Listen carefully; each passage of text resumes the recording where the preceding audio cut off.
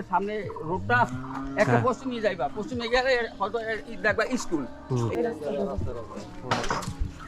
Hello WhatsApp guys everyone, বন্ধুরা কেমন আছো? আজকে চলে আসছি 1000 বছর পুরনো একটি ঐতিহ্যবাহী রাজবাড়ি, যেখানে আছে পুরনো স্থাপত্য রুদ্রকর মঠ। এটি হচ্ছে শরীয়তপুর জেলার রুদ্রকর ইউনিয়নে অবস্থিত। আমার সাথে আছে দুজন ফ্রেন্ড, এনে শান্ত আর এনে আছে হচ্ছে সুজন। তো চলুন দেখা যাক, সামনে আগাই, আপনাদের দেখাবো রুদ্রকর মঠ, 1000 বছর পুরনো মঠ। আসসালামু আলাইকুম। এই যে মঠে যাওয়া যায় কোন দিক দিয়া? ও মুডল ওইবারে ওই ধার দিয়া রোড আছে নাকি? হ্যাঁ হ্যাঁ, একটা রোড সেই অস্থির গাড়ি উঠে গেলে যে সামনে রোডটা একটা পশ্চিমে যাইবা, পশ্চিমে গেলে হয়তো দেখবা স্কুল।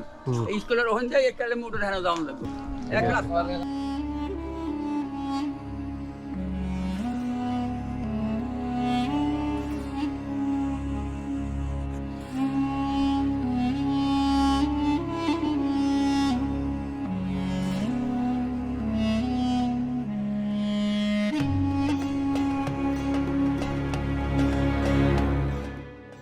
কেমন আছো?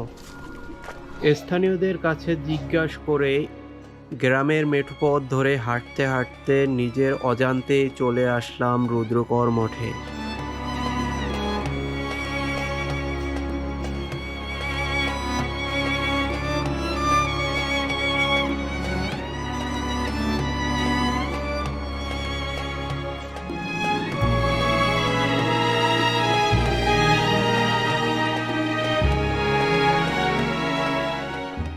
বাংলাদেশের শরীয়তপুর জেলার এক শান্ত গ্রামে লুকিয়ে আছে ইতিহাসের এক নীরব সাক্ষী রুদ্রকর মঠ।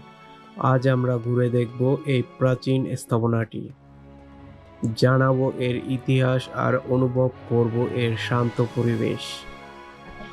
তুমি মঠ সম্পর্কে কিছু জানো? এখানে কি ওঠা যায়? তোমার নাম কি? হ্যালো বন্ধুরা, এই তো চলে আসলাম সেই কাঙ্ক্ষিত 1000 বছর পুরনো মঠে, রুদ্রকর মঠ। এখন এটার ভিতরে যে দেখবো কি কি আছে। অলরেডি চলে আসলাম এই জায়গায়, এখন পরিত্যক্ত অবস্থায় আছে। ধারণা করা হয় এই মঠটি প্রায় 1800 থেকে 1900 শতাব্দীর মধ্যে নির্মিত।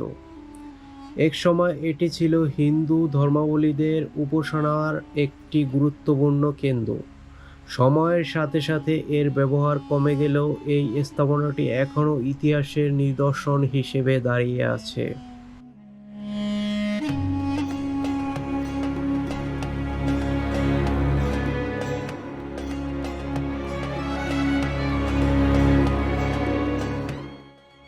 দেখতেই পাচ্ছেন মঠটির গঠনশীল বেশ আকর্ষণীয়। পুরানো ইটের তৈরি এই স্থাপনাটি এখনও তার আসল সৌন্দর্য ধরে রেখেছে। দেয়ালের কারুকাজ আর নকশা দেখলেই বোঝা যায় তখনকার স্থাপত্য শিল্প কতটা উন্নত ছিল।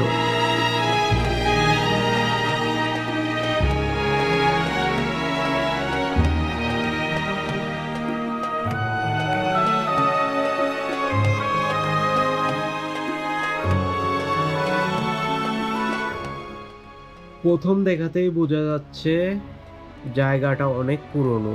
চারপাশে নিরিবিলি পরিবেশ আর এক ধরনের আলাদা প্রশান্তি অনুভব হচ্ছে।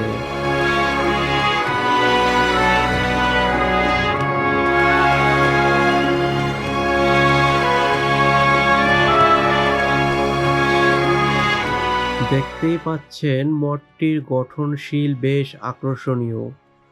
পুরানো ইটের তৈরি এই স্থাপনাটি এখনও তার আসল সৌন্দর্য ধরে রেখেছে।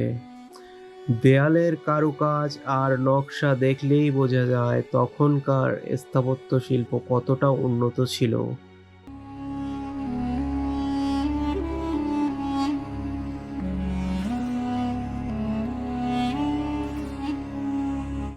প্রায় 300 বছর পূর্বে বাবু নীলমণি চক্রবর্তীর সমাধির ওপর 3 পুত্র বাবু বাণীলাল চক্রবর্তী, বাবু ক্ষিতিলাল চক্রবর্তী এবং বাবু বসন্তলাল চক্রবর্তী রুদ্রগড় মঠটি নির্মাণ করেন।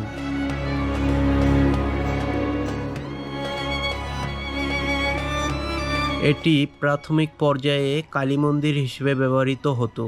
পালং থানার রাজমিস্ত্রি তিলক ভূঁইয়া ও গুরুচরণ ভূঁইয়া দীর্ঘদিন ধরে এটি নির্মাণ কাজ করেন।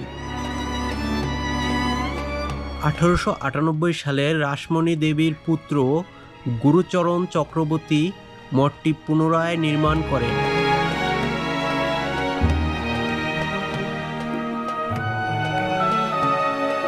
1975 সালের এই বংশের শেষ পুরুষ হীরালাল চক্রবর্তীর পুত্র প্রথমলাল চক্রবর্তী ভারতবর্ষে বসবাসের উদ্দেশ্যে দেশ ত্যাগ করার পূর্বে মঠটি কালী মন্দিরে জাঁকজমকভাবে কালীপূজা উদযাপিত হতো।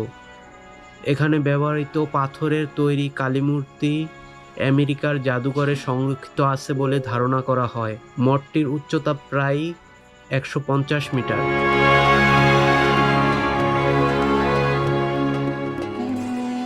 মঠের সামনেই রয়েছে একটি সুন্দর পুকুর, আর সেই পুকুরে নামার জন্যই তৈরি করা হয়েছে সিঁড়িঘাট। পুরানো এই সিঁড়িঘাটগুলো দেখলেই বোঝা যায় কত বছর আগে মানুষ এখানে পানি ব্যবহার করত বা ধর্মীয় কাজ করত। পানির পাশে এই শান্ত পরিবেশ জায়গাটিকে আরো বেশি আকর্ষণীয় করে তুলেছে। মঠটির মাথার দিক তাকালেই দেখা যায় এখানে টিয়া পাখি সহ নানা ধরনের পাখি বাসা বেঁধে থাকে। প্রকৃতির সাথে এই স্থাপনাটির এক অসাধারণ মিল রয়েছে, যেন ইতিহাস আর জীবনের এক সুন্দর সংযোগ। পাখিদের এই উপস্থিতি জায়গাটিকে আরো প্রাণবন্ত করে তুলেছে।